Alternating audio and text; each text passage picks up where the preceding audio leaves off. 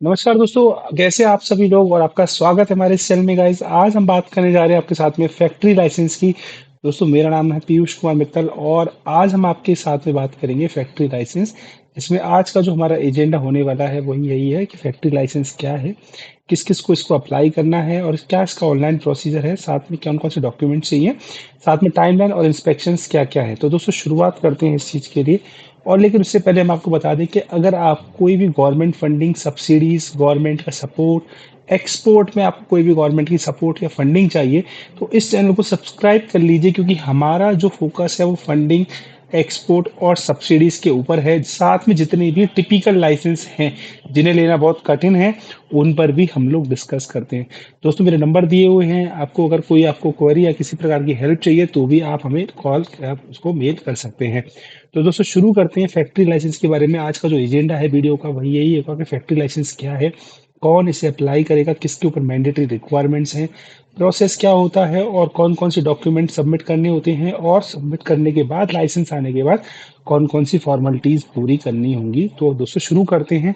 सबसे पहले बात करते हैं फैक्ट्री लाइसेंस क्या है। दोस्तों, फैक्ट्री लाइसेंस फैक्ट्री एक्ट 1948 के अंडर में, जो मोस्टली सभी स्टेट्स पे लागू होता है, तो हर स्टेट की गवर्नमेंट के अंदर जितनी भी फैक्ट्रीज हैं उन सभी को अपने एम्प्लॉयज की हेल्थ, सेफ्टी और वेलफेयर के लिए, साथ में जितने भी वर्किंग हाउस की या इनकी घर जो वर्किंग का लीव करने का, नहीं शाम को छुट्टी का प्रोसीजर की पॉलिसी के बारे में, और जितने भी हजार्डियस यानी कि जो कोई नुकसान या खतरनाक कुछ केमिकल्स वाले, या किसी हम बात करें ऐसी फैक्ट्रीज जिसमें की बहुत हैवी केमिकल्स का इस्तेमाल होता है, ऐसे केस में इन पे लागू होते हैं।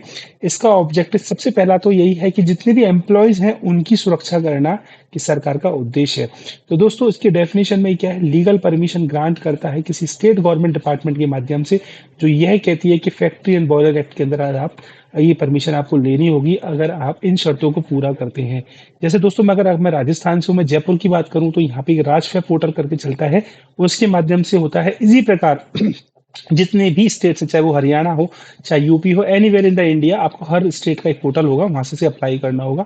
आप किसी भी स्टेट से हो, आप हमें भी कांटेक्ट कर सकते हैं, हम आपकी एप्लीकेशन लगाने में मदद करेंगे। दोस्तों, अब बात करते हैं कि इसकी एप्लीकेबिलिटी क्या है, क्योंकि जो एक सेंट्रल एक्ट है, सेंट्रल एक्ट के अंदर पावर दी हुई है वो स्टेट्स को दी हुई है।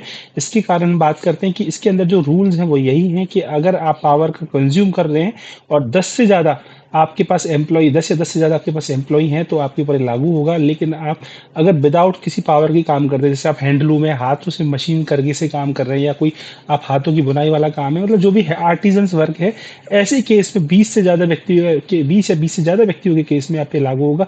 और तीसरा जो सबसे इंपॉर्टेंट है कि आप अगर कोई भी हजार्डियस प्रोसेस कैरी आउट कर रहे हैं, तो ऐसे केस में कोई मैन पावर की लिमिट नहीं है, आपके ऊपर ये फैक्ट्रीज एक्ट 1948 एप्लीकेबल होगा और आपको फैक्ट्री लाइसेंस लेना होगा। तो दोस्तों, यहाँ पे जो ऑक्यूपायर है, ऑक्यूपायर का मतलब क्या है, जो मालिक है, जिसकी जिम्मेदारी है, चाहे वो कोई प्रमोटर्स हो, डायरेक्टर्स हो, प्रोपराइटर हो, पार्टनर हो, कुछ भी हो सकता है, तो वह इसके अंदर ऑक्यूपायर कहलाएगा।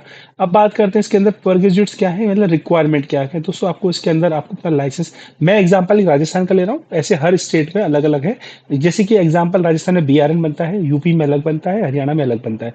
इसके बाद लेबर, ये लाइन, ये आपको श्रम सुविधा, ये पूरे वर्ल्ड में, सॉरी माफी चाहता हूँ, पूरे भारत में एक ही प्रोसेस चलती है। आपको लेबर आइडेंटिफिकेशन, जो श्रम सुविधा पोर्टल जिसको हम पीएफईएसआई वाला लाइसेंस भी बोलते हैं, वहां से आपको नंबर लेना होगा। और तीसरा है, आपको हर स्टेट के अंदर एक पॉल्यूशन कंट्रोल बोर्ड होता है, जिसमें राजस्थान के एग्जांपल ले रहा हूँ, यहाँ पे एग्जांपल में पूरा राजस्थान के ले रहा हूँ। हर स्टेट में भी अलग अलग है, जैसे राजस्थान, हरियाणा में तो Haryana state pollution control board लगता है, यूपी में यूपी स्टेट कंट्रोल बोर्ड लगता है। तो इसी प्रकार से हर स्टेट कंट्रोल बोर्ड से आपको सीटीओ, सीटी यानी कंसेंट टू एस्टैब्लिश और कंसेंट टू ऑपरेट, दो लाइसेंस होते हैं, वो आपको लेने होते हैं। ये इसकी रिक्वायरमेंट्स है। इसके बाद चेकलिस्ट की बात करते हैं, जो हमने बताया आपको 3 लाइसेंस पहले दिए हुए हैं। इसके अलावा पैन हो गया, आपका आधार नंबर हो गया। ये कौन है दोस्तों, जिनके नाम से अप्लाई होगा।